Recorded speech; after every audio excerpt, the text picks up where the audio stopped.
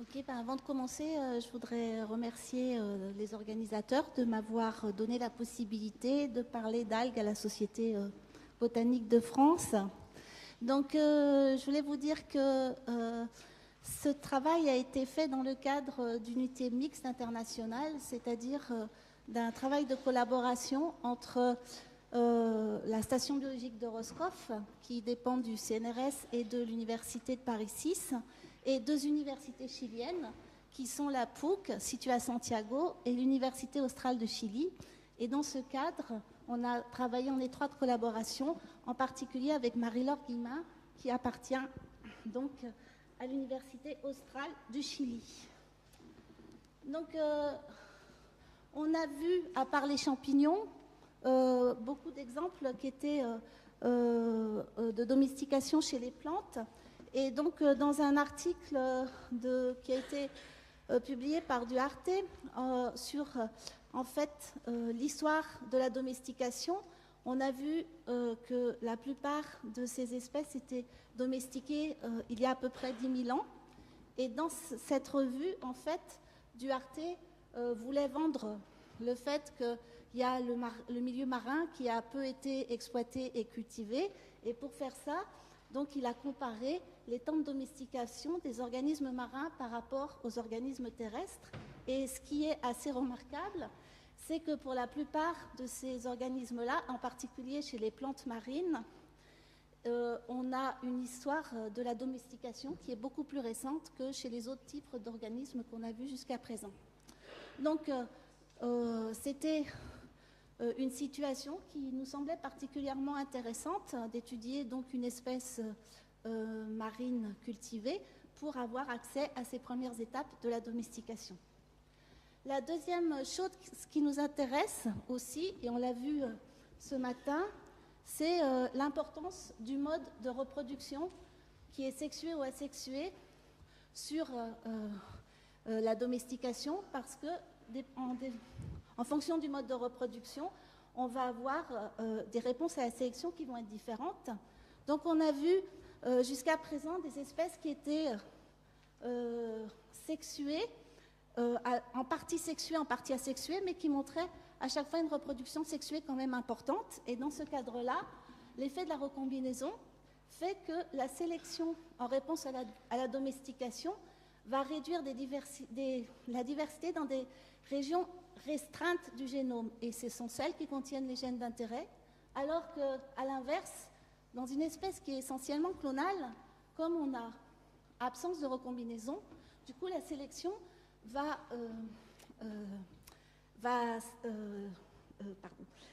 intéresser l'ensemble du génome. Et donc, cet effet-là, ajouté aux effets de bottleneck répétés, peut entraîner la fixation d'un seul génotype, donc une réduction de la diversité majeure. Et dans ce cadre-là, on a pu mettre en évidence que pour les espèces à reproduction essentiellement clonale, la diversité génétique réduite pouvait rendre sur le long terme ces espèces plus vulnérables aux maladies. Et dans ce contexte, il y a eu des travaux que je trouve particulièrement intéressants qui ont montré que pour ces espèces clonales, les pratiques traditionnelles de culture avaient consisté à introduire de la variabilité génétique au sein de ces espèces qui étaient sélectionnées dans les cultures pour compenser l'érosion génétique. Donc, bon, ça c'est l'exemple classique d'une espèce clonale qui est la pomme de terre, qui est donc attaquée par un champignon, le mildiou, et qui s'est traduit, donc la pomme de terre espèce clonale, et qui du coup se traduit par des effets catastrophiques dus à l'absence de diversité génétique pour répondre à la présence d'un parasite. Donc, je vais aborder ces deux questions sur l'histoire récente de la domestication et sur le mode de reproduction chez une algue rouge qui s'appelle Gracilaria chilensis. C'est une des principales ressources algales au Chili, où elle est cultivée de manière intensive pour la production d'agar-agar. Donc ici, vous voyez l'agar-agar qui peut être utilisé pour les produits alimentaires, mais qui est aussi utilisé en biomédical. Et donc ici, c'est l'algue en question. Donc qui se compose d'un disque de fixation à la base, et là on a des frondes, et sur ces frondes apparaissent les organes de reproduction. Donc les algues sont généralement caractérisées par des cycles de reproduction complexes, et donc je vais vous présenter le cycle de reproduction parce que c'est un des caractères qui va nous intéresser par la suite dans cet exposé. Donc ce sont des espèces qui montrent une alternance d'individus haploïdes et diploïdes dans leur cycle de reproduction. Donc ici, on va commencer par l'individu diploïde qui s'appelle aussi le tétrasporophyte. Donc on a le disque de fixation, là on a les frondes et cet individu est diploïde et il produit par méiose des tétraspores, c'est pour ça qu'il s'appelle le tétrasporophyte. Ces spores vont germer pour donner moitié d'individus gamétophytes haploïdes mâles et moitié d'individus gamétophytes haploïdes femelles. Donc, ces individus gamétophytes mâles vont produire des gamètes par mitose, c'est donc qu'on appelle des spermatia, et qui vont aller féconder les femelles. Et donc, on peut voir dans les populations naturelles s'il y a eu fécondation, parce qu'en fait, le résultat de chaque fécondation se traduit par une structure qu'on peut voir ici, qui est visible à l'œil nu, qui est la multiplication du zygote. Et donc, suite à la fécondation, on a de nouveau des spores qui sont produites pour terminer le cycle et donner de nouveau l'individu diploïde.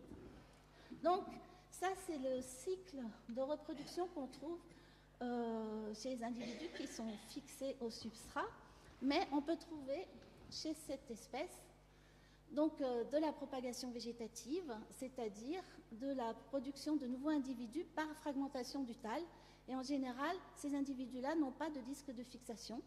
Et cette propagation végétative, elle peut se faire indépendamment dans la phase diploïde ou dans la phase haploïde chez les mâles et chez les femelles. Et donc, du coup, on a deux types d'habitats, des substrats rocheux et des fonds sablo-vaseux dans lesquels on trouve les espèces. Donc, vous voyez, j'espère que vous voyez à peu près à quoi ça ressemble. Donc, ici, on a les algues qui sont fixées au substrat, et ici, on a des populations extrêmement denses de la même algue qui se trouve dans les fonds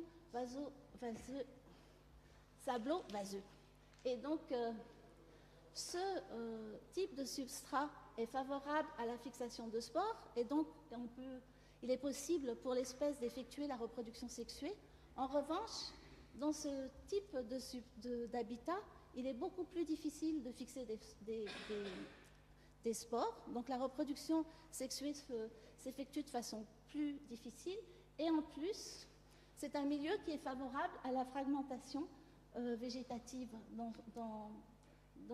la base, et donc on trouve en fonction du type d'habitat ce qu'on appelle des populations naturelles avec des individus fixés, et dans les fonds sablo-vaseux, en fait, on va trouver les populations, de par leur densité importante, qui sont exploitées et même qui ont donné naissance à des fermes, c'est-à-dire où les individus sont cultivés par l'homme. Et donc, ici, je vous montre comment le bouturage il peut être favorisé au sein de l'habitat sableux. Et donc, les pratiques de culture qui ont été effectuées dans ce type de milieu, mais là, c'est l'homme qui est intervenu pour découper en fait les fragments et les planter, et la culture s'effectue à la main. Donc, en ce qui concerne l'histoire de l'exploitation et de la culture, ici, je vous ai représenté la biomasse et ce qu'on connaît depuis les années 80 chez cette espèce. Et donc, ici, les points noirs, c'est la biomasse totale qui a été récoltée depuis les années 80. Et donc, on voit qu'à partir des années 85, on a un creux important, et ce creux correspond à une surexploitation et à un crash important de cette ressource. Les exploitants ne trouvaient plus suffisamment d'algues pour fournir le marché. Et donc, à partir de ce moment-là, il y a eu la mise en culture qui s'est développée vers les années 90. Et maintenant, en fait, la plupart de la biomasse qu'on obtient pour cette espèce provient de cultures. Donc, pour finir sur l'histoire de la culture, en fait, donc ici, on a la côte chilienne et la plupart des populations naturelles se trouvaient dans le sud du Chili, ici. Et en fait, au moment où on s'est mis à cultiver l'algue, on a cultivé les populations autour des populations naturelles dans les estuaires, mais on a aussi transporté par camion entier des individus pour aller à plusieurs kilomètres au nord pour aller former des fermes subtidales et pour cultiver cette espèce dans le nord du Chili. Donc, les questions que je vais aborder au cours de cet exposé, c'est les pratiques de culture ont-elles modifié les traits d'histoire de vie chez cette algue rouge? Et pour répondre à ces questions, donc, on a comparé les populations sauvages et cultivées pour leur trait d'histoire de vie, leur mode de reproduction et leur diversité génétique. Et donc, on a fait un échantillonnage assez exhaustif le long des côtes chiliennes. Donc, d'une part, à l'endroit où on trouvait les populations naturelles à côté des fermes qui ont été faites, et d'autre part, dans les fermes du nord, où on n'a pas les populations naturelles qui sont présentes. Et donc, on a regardé dans ces fermes et ces populations naturelles le niveau de ploïdie et on a utilisé des marqueurs génétiques microsatellites pour regarder, estimer le mode de reproduction. Je m'excuse.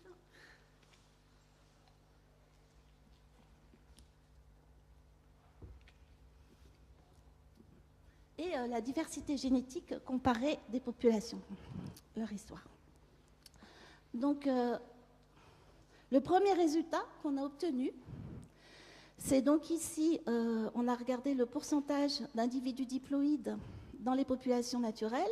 En rouge, on a les fermes et en vert, on a les populations naturelles. Pardon.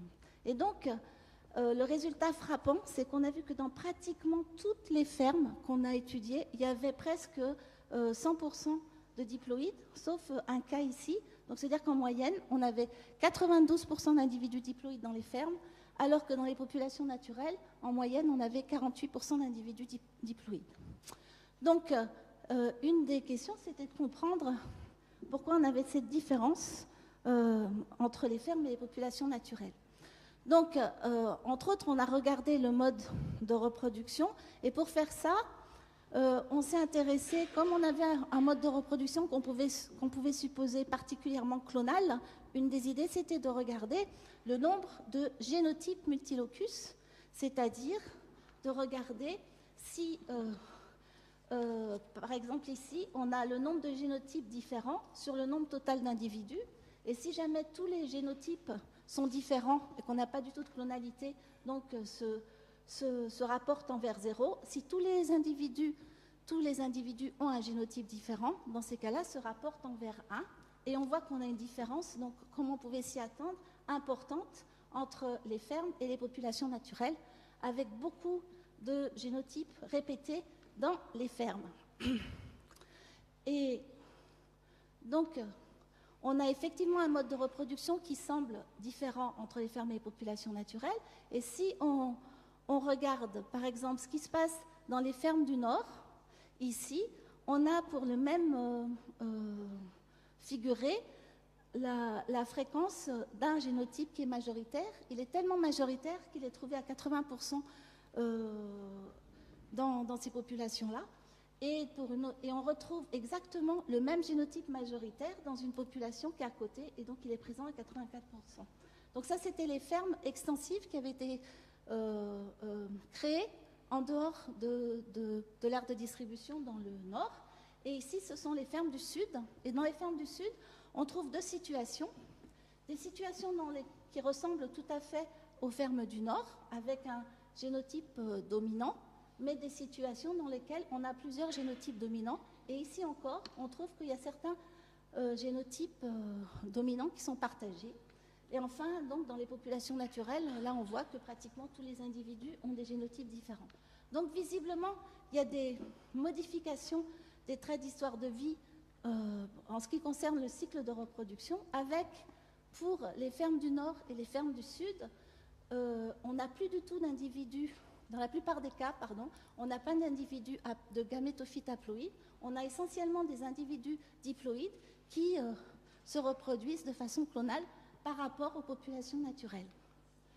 Et donc, si on s'intéresse maintenant aux fermes, essentiellement, et à la composition des génotypes, on peut regarder, donc, j'avais dit qu'il y avait 2 génotypes prédominants, donc il y avait un génotype prédominant en rouge, par exemple le génotype que j'ai appelé 328 dans les fermes du Nord, et le génotype en vert ici dans les fermes du Sud. Et ce qu'on observe, c'est que visiblement, il y a une logique géographique dans le partage de ces génotypes les plus fréquents. Et on voit aussi que toutes les situations ne sont pas identiques, puisque dans cette région du Chili, là, on a plusieurs génotypes qui sont uniques et privés dans les populations. C'est dans une de ces populations, d'ailleurs, qu'on n'avait pas un excès d'individus diploïdes. Et donc, si maintenant on regarde essentiellement ce qui se passe ici dans les fermes du Sud et qu'on regarde donc la similarité des génotypes en fonction de la distance, on observe qu'on a un clair effet de la distance, c'est-à-dire que plus les fermes sont proches, plus on va trouver des génotypes identiques et plus la distance géographique augmente, plus les génotypes vont être différents. Et donc, le fait qu'on ait des ressemblances comme ça entre les fermes proches laisse supposer que les pratiques culturales ont permis d'échanger du matériel de proche en proche, et donc ont disséminé les génotypes qui étaient les plus fréquents d'une ferme à une autre. Et si on compare effectivement ce qui se passe dans les populations naturelles, en fait, on ne trouve aucun effet de distance d'isolement par la distance en fonction de la proximité génétique. Donc, cette étude, en regardant la structure spatiale de la diversité génotypique, montre qu'en lien avec les pratiques culturelles, on a des échanges réguliers de clones entre les fermes et aussi avec les populations naturelles voisines. C'est un résultat que je ne vous ai pas montré. Et donc, on voit que, comme on pouvait s'y attendre dans le cas d'une reproduction essentiellement clonale, on a une augmentation de fréquence de génétique sélectionnée qui deviennent majoritaires à l'échelle locale. Et donc, des questions qui peuvent se poser dans ce cadre-là, c'est, avec une espèce clonale et ce mode de reproduction, qu'est-ce qu'il en est de la diversité génétique si on a essentiellement un clone majoritaire qui se répand d'une espèce à l'autre. Et donc, on a regardé la diversité génétique en comparant les fermes et les populations naturelles. Et cette diversité génétique, donc ici maintenant, c'est la même chose que ce qu'on a vu ce matin, c'est le nombre d'allèles qu'on a par population. Donc, on ne regarde plus les génotypes, mais on regarde le nombre d'allèles qu'on a par locus. Et donc, les résultats montrent qu'on n'a pas du tout de différence entre les fermes et les populations naturelles en termes de nombre d'allèles. Et l'autre chose que je voudrais vous faire remarquer, c'est que ce nombre d'allèles est relativement faible. Ce matin, on a vu un exposé avec un nombre d'allèles, il était entre 8 et 10, et ici, vous voyez qu'on a en moyenne seulement 2 allèles par population. Donc, pourquoi d'abord on n'a aucune différence de diversité génétique entre les fermes et les populations naturelles? C'est parce que, en fait, les fermes sont composées d'individus qui sont essentiellement hétérozygotes. Donc, pratiquement tous les allèles qui sont présents sont fixés à l'état hétérozygote chez ces individus. Et donc, du coup, on se retrouve avec une même diversité génétique entre les fermes et les populations naturelles. Donc on verra après, on va discuter de ça après en fonction de l'avantage de la diploïdie. Mais comme je vous ai dit, c'est relativement faible en comparaison avec ce qu'on connaît chez d'autres espèces, mais aussi on avait la possibilité de comparer ce qui se passait au Chili avec une autre région, qui était la Nouvelle-Zélande, où on sait que l'espèce n'a jamais été cultivée. Et donc on a échantillonné 8 populations en Nouvelle-Zélande, Donc là, je vous montre la situation du Chili par rapport à la Nouvelle-Zélande. Et voilà. Ici, c'est les résultats qui comparent la diversité de la Nouvelle-Zélande et du Chili en prenant en compte le fait qu'on n'a pas étudié le même nombre d'individus dans les deux cas. Vous voyez ici, on augmente la taille on regarde combien on trouve d'allèles en fonction de la taille d'échantillonnage. Et ce qui est attendu, évidemment, c'est que plus on va échantillonner d'individus, plus on va trouver des allèles. C'est un problème d'échantillonnage. Et on voit en fait qu'au Chili, l'effort d'échantillonnage qu'on a fait, il est tellement grand qu'on a presque échantillonné l'ensemble de la diversité génétique. En revanche, quand on regarde ce qu'on a échantillonné en Nouvelle-Zélande, on voit qu'on n'a pas encore atteint le plateau et que le nombre d'allèles est beaucoup plus important qu'au Chili. Donc on a bien une faible diversité génétique au Chili. Et bon, j'en reparlerai après, mais je ne vais pas insister, mais en fait, 70% des allèles qui sont détectés au Chili étaient présents en Nouvelle-Zélande, ce qui laisse aussi supposer que les populations du Chili ont été colonisées à partir de la Nouvelle-Zélande. Donc, on a une réduction de la variabilité génétique qui est extrêmement forte. Cette réduction, elle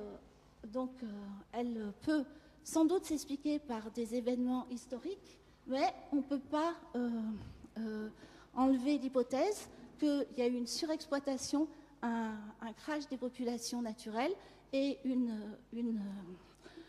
culture qui s'est faite à partir de la propagation clonale qui a sans doute renforcé cette diminution de la diversité génétique.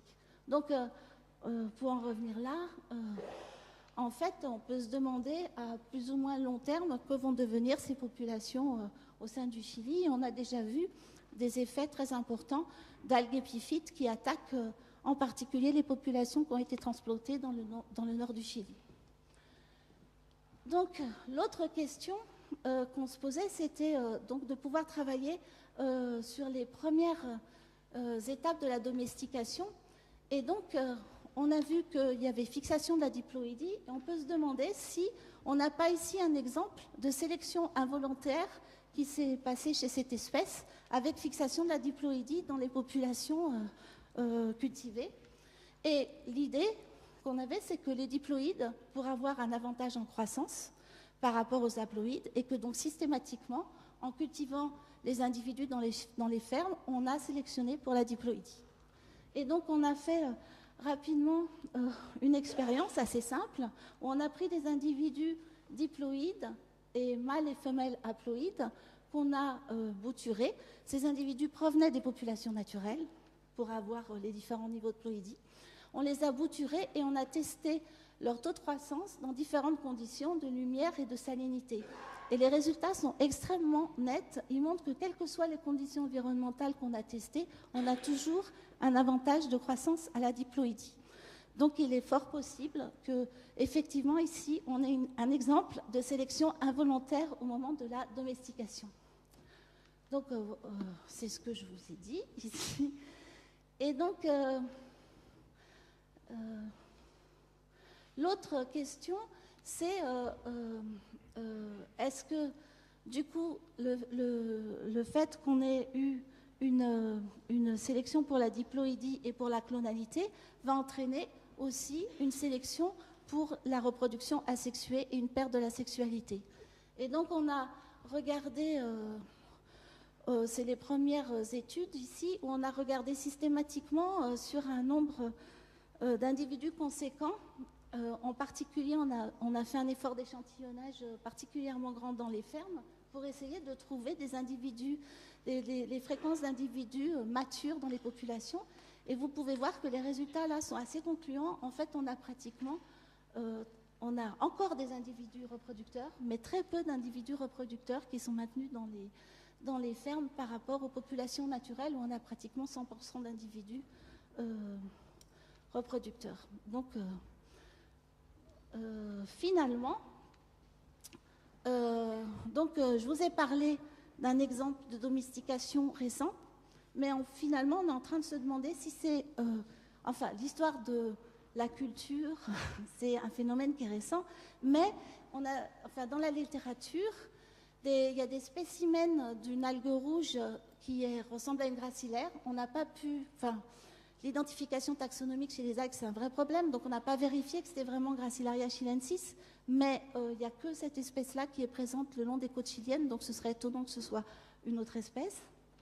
Et donc, c'est dans un site archéologique qui est situé donc, à Monteverde. Donc, c'est la région ici du sud du Chili où on avait les fermes et les populations naturelles. Et donc, dans ce site archéologique, ils ont trouvé, qui date de 15 000 à 14 000 ans, ils ont trouvé des algues.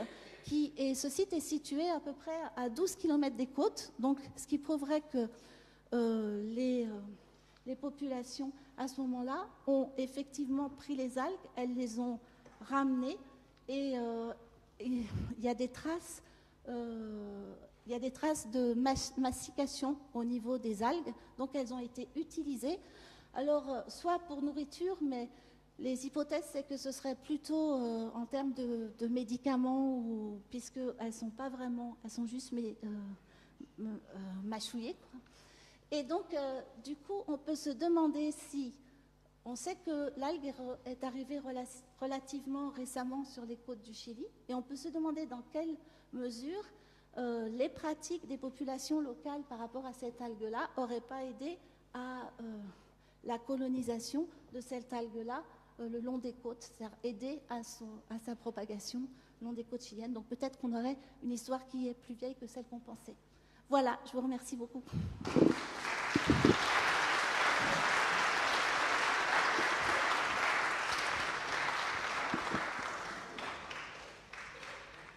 Donc on a le temps pour quelques questions.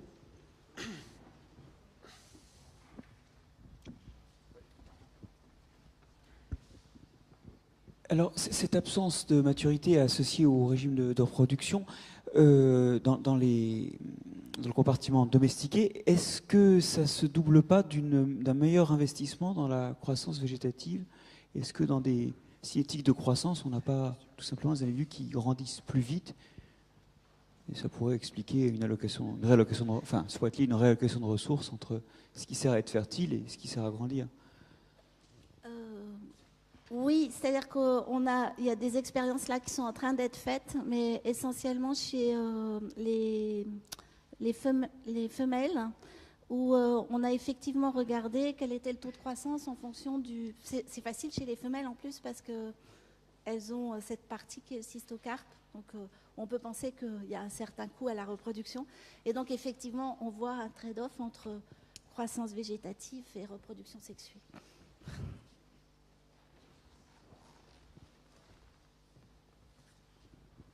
Oui, lorsqu'on a implanté les algues dans les parties nord, à partir des parties sud, est-ce qu'on a échantillonné on a pris des pieds dans un endroit très localisé, ou bien ça a été vaste, ou est-ce qu'on a l'histoire, parce que ça peut vous aider aussi peut-être à voir... Ça c'est vraiment la question qu'on a posée en fait. On a essayé d'avoir les... Pourtant c'est pas vieux, hein, parce que ça date des années 90, et donc on a vraiment essayé d'avoir l'histoire d'où ça vient. En fait, il y a plusieurs fermes dans le nord, alors que c'est très artisanal dans le sud, c'est plutôt des entreprises quoi, dans le nord. Et donc, ils ont plusieurs fermes, alors que dans le sud, c'est plus local. Et donc, chaque entreprise, en gros, a une histoire un peu différente, je pense. Et on avait vraiment du mal à reconstituer parce que... il y en a, pour une, on savait l'origine, les autres, on n'est pas arrivé à avoir l'origine. Et en fait, en plus, la diversité. Alors, ce qui est intéressant, c'est de voir cette histoire de génotype qui est partagée et qui n'est pas le même que dans le sud. Mais pour le moment, on a tellement peu de diversité génétique, en fait, qu'après, ça va être difficile de savoir quelle est la population naturelle d'origine, quoi. Les populations naturelles, elles ont aussi été complètement... décimés.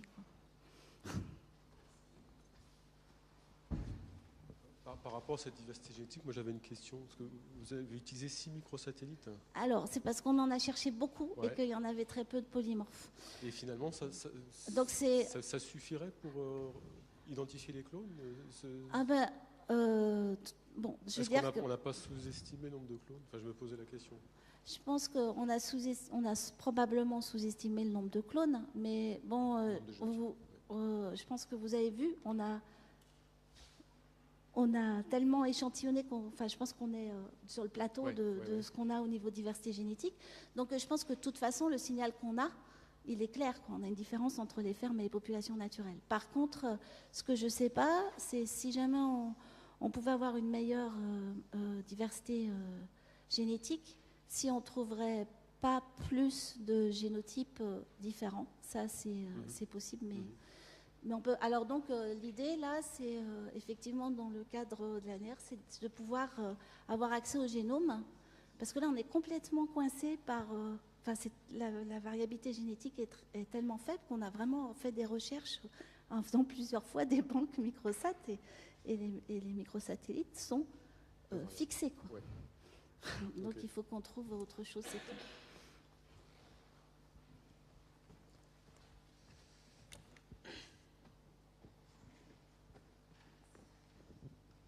Oui, s'il vous plaît, vous nous avez parlé notamment de traces de mastication retrouvées sur un site archéologique. Alors j'aurais voulu si vous avez quelques précisions sur la question, comment est-ce qu'on peut, sous quelle forme ça se présente et de quelle époque datait ce site, s'il vous plaît. Donc le site, il est daté, je l'ai écrit, de 10 000 à 15 000 ans. Oui, merci, j'ai pas vu, oui. Donc je pense ils ont mis cette fourchette-là. Non, je ne pourrais pas vous en dire plus parce que je pense qu'il n'y a pas plus de détails que ça dans la publication. Là où ils insistent donc, sur le fait qu'ils ont... Alors, je ne sais pas comment ils ont mis en évidence ça. Il y a plusieurs algues, en fait, qu'ils trouvent. Donc, il y a des algues qui sont... il y a des algues qui sont cuites, il y a des algues qui sont plus...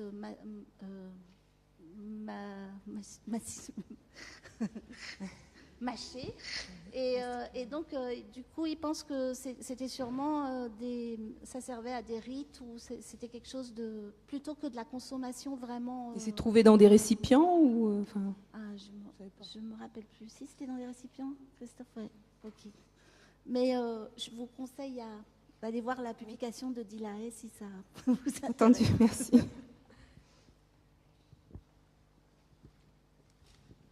Merci. Donc là, vous nous avez présenté un exemple de domestication, si j'ai bien compris, qui est vraiment très récent, qui est en quelque sorte une réponse à la raréfaction de la ressource, due à la surexploitation. Oui, tout à Donc, fait. est-ce que vous connaissez d'autres cas pour les algues où il y a une domestication qui est un peu plus ancienne, surtout que dans certaines civilisations, je pense, en Océanie, etc., où les gens ont consommé les algues. Est-ce qu'ils ont essayé de domestiquer ou non? Merci. En fait, je pense que l'histoire de la domestication des algues, elle est sûrement plus ancienne, mais pas très très ancienne, mais dans les pays d'Asie. Et je pense en particulier à une espèce qui s'appelle Laminaria japonica, qui est vraiment cultivée depuis plusieurs centaines d'années, on peut dire. Donc, c'est... En fait, on manque de publications pour le moment et je pense que ça commence à venir parce qu'ils ont fait là, ils commencent vraiment à faire de l'amélioration, donc avec des croisements, etc. Donc, je pense qu'il y a des publics qui sont en train de sortir sur ce qu'ils sont en train de faire en ce moment, mais je ne connais pas de données historiques sur l'histoire de cette algue-là. Mais c'est vrai que dans les pays d'Asie, il y a sûrement une plus grande histoire de domestication des algues. Donc j'ai une question. Est-ce que la diversité qu'on voit dans la côte chilienne reflète, dans les populations sauvages, reflète plutôt l'histoire évolutive de l'espèce ou l'impact du processus ici de culture? Et une question annexe, est-ce que par exemple vous voyez des populations sauvages d'Argentine analysées? Il n'y en a pas en Argentine. Donc, il y en a en Australie, en Nouvelle-Zélande et sur les côtes chiliennes. En général, au niveau marin, il n'y a rien qui passe entre le Chili et l'Argentine. Il y a le détroit de Magellan qui empêche la connexion. Donc, en fait, on a utilisé d'autres types de marqueurs. On a utilisé les ITS. Et quand on utilise les ITS, on peut... Alors, on n'a que ça, on n'avait pas d'autres marqueurs donc qui sont critiquables parce que les autres marqueurs qu'on a utilisés n'étaient pas assez variables. En fait, on a utilisé du mitochondrial, mais il n'y avait pas assez de variabilité, pas assez d'haplotypes différents. Et en utilisant les ITS, il semblerait que la colonisation du Chili se ferait à peu près aux alentours de 10 000 à 20 000 ans aussi. Et ce qu'on retrouve, c'est qu'on retrouve pratiquement... Enfin, on a plusieurs haplotypes en Nouvelle-Zélande. On a des histoires en Nouvelle-Zélande avec la différence entre la côte Est et la côte Ouest aussi. Enfin, une histoire compliquée. On a une île au milieu. Dans l'île au milieu, on a déjà un sous-échantillonnage entre le Chili et la Nouvelle-Zélande. On a déjà un sous-échantillonnage de la diversité haplotype. Et quand on arrive sur les côtes chiliennes, on ne trouve plus qu'un seul des haplotypes qui était présent en Nouvelle-Zélande, avec plein de mutations... l'étoile qu'on retrouve habituellement, juste avec une mutation autour de cet haplotype central. Donc visiblement, il y a eu un bottleneck au moment de la colonisation. Mais je pense qu'il y a eu plusieurs bottlenecks répétés, c'est-à-dire que ce qu'on voit avec les ITS, c'est sans doute pas la même chose que ce qu'on voit avec les microsats. Parce qu'on peut s'amuser à faire un bottleneck avec les microsats, donc on a fait ça, c'est très clair, quoi. On voit un effet de bottleneck. Donc du coup, comme c'est seulement des choses très récentes qu'on peut voir avec les microsatellites, je pense que ça, il y a sans doute eu 2 bottlenecks successifs dans l'histoire de cette espèce.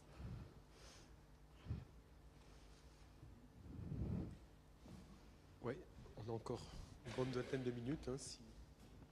Je fais juste 2 commentaires. Le premier, c'est que ce qui est passionnant dans ce qui a été montré, enfin un des trucs qui est passionnant, c'est cette idée que des générations apparemment visuellement identiques, finalement, ont des propriétés différentes dans leur réponse aux pressions de sélection. Et ça vient, je trouve, nourrir de façon intéressante le débat sur pourquoi ces cycles complexes. C'est vrai que quand on a plusieurs générations avant de finir de boucler le cycle, et que ces générations ont des caractéristiques différentes, on peut se dire que c'est une sorte de partition de la niche écologique entre 2 formes adaptées à des aspects extrêmes. Mais quand c'est morphologiquement identique, tout le monde bute. Sauf que l'identité morphologique est absolument pas une identité de potentialité, notamment de potentialité évolutive. Je suis d'accord. Donc c'est vrai que, mais bon, c'est vrai que souvent on a des différences morphologiques entre phase haploïde et diploïde chez les algues, et c'est vrai que ça c'est une des espèces où si on n'a pas accès aux organes de reproduction, on est incapable de dire qui est haploïde, qui est diploïde. Mais c'est vrai que donc en cherchant des caractéristiques physiologiques ou de réponse à la sélection, mais donc on arrive à avoir des différences. Et là c'est très clair justement qu'on arrive à sélectionner pour une des phases par rapport à l'autre sur le fait qu'il y a une réponse différente selon la phase du cycle de vie, c'est clair. Et sans vouloir monopoliser trop le micro, une remarque par rapport au premier diagramme qui montre qu'on est passé à la domestication des espèces marines après finalement les terrestres. Pour raisonner sur ce que vous avez dit à l'instant, on a commencé par bouffer tout ce qu'il y avait sur Terre. L'extinction des grands mammifères dans les zones tempérées ou en Australie ou en... bon, ça a été fait d'abord, et là il a fallu peut-être domestiquer dans ces écosystèmes. L'extinction, ou plutôt la surexploitation des ressources marines, c'est plus récent, mais c'est acquis. Et je ne sais pas si c'est seulement ça en fait, parce que c'est bizarre, parce que je trouve que dans le milieu marin, c'est surtout de la récolte qu'on a fait avant la culture, et je pense que ça c'est dû au fait que peut-être que c'est plus facile de cultiver dans le milieu terrestre a priori que dans le milieu marin. Ouais. Donc là en fait c'est un peu le contre-exemple, parce que bon, c'est un milieu intertidal. Donc du coup, mais quand même aller se mettre dans la boue là jusqu'au cou pour aller replanter des trucs dans la vase de l'estuaire, c'est pas très pratique. Il faut donc c'est pas d'un accès facile. Et dans les fermes du Nord, comme la côte chilienne, elle est très différente. Là, quand on est dans le sud, il y a donc des marées très importantes avec une zone intertidale, alors que dans le Nord, ça tombe brutalement et c'est cultivé en subtidal. Donc il y a des moyens de culture qui sont un peu différents. J'en ai pas parlé ici, où ils ont donc mis les algues dans des espèces de boudins où ils ont planté les algues comme ça en ligne et ils ont mis tout ça au fond. Et donc du coup, après, ils installent tout en plongée et ils récoltent tout en plongée.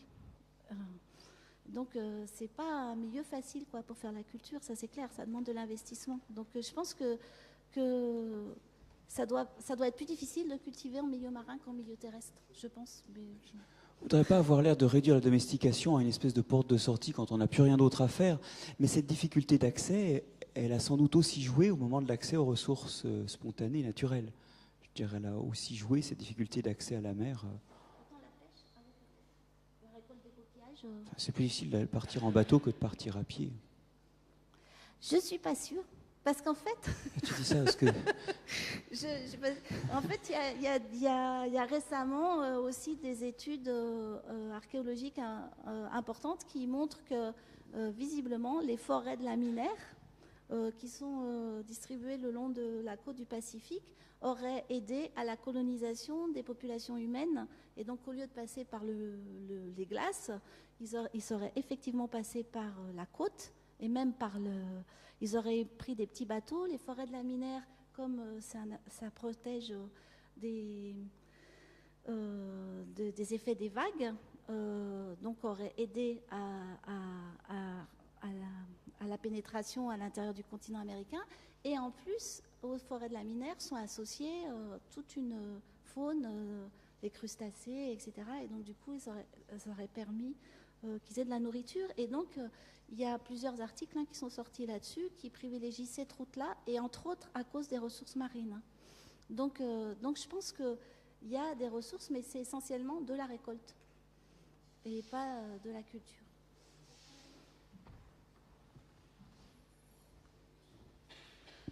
Juste un point complémentaire là-dessus. Il y a quand même sinon la domestication, mais la mise en culture du murex. Murex, qui est la source d'un colorant qui était extrêmement recherché dans l'Antiquité. On a beaucoup d'éléments aujourd'hui au niveau de la Méditerranée, surtout occidentale, mais également sur les côtes levantines, avec des systèmes qui étaient assez complexes en termes de production et de traitement. Donc, juste pour compléter, pour dire que dans des conditions certes moins difficiles que l'agar-agar, mais il peut y avoir eu une mobilisation pour domestiquer, entre guillemets, une ressource marine au niveau du bronze ancien, donc à moins 1500, voire moins 2000.